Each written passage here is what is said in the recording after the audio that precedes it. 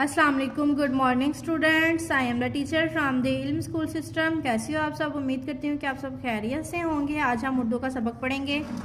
उर्दू का सफ़ा नंबर है 109 और हमारा उन्वान है पढ़िए पेंसिल फेरिए।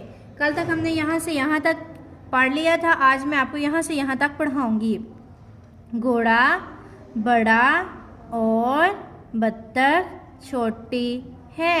घोड़ा बड़ा और बत्तख छोटी है। चलिए अब हम इसके ऊपर पेंसिल फेरते हैं। घोड़ा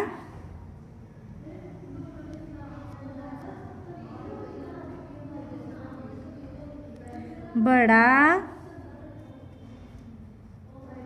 और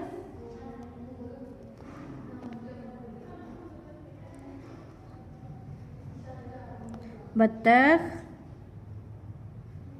छोटी है। इसी तरह प्यारे बच्चों आपने पढ़ना भी है और पेंसिल फेरनी है। नेक्स्ट है लड़का खुश है। लड़का खुश है। इसी तरह आपने इसके ऊपर भी लिखना है। आइए मेरे साथ मिलकर पढ़ें। घोड़ा बड़ा और बत्तख छोटी है।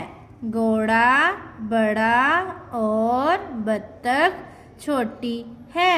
लड़का खुश है। लड़का खुश है।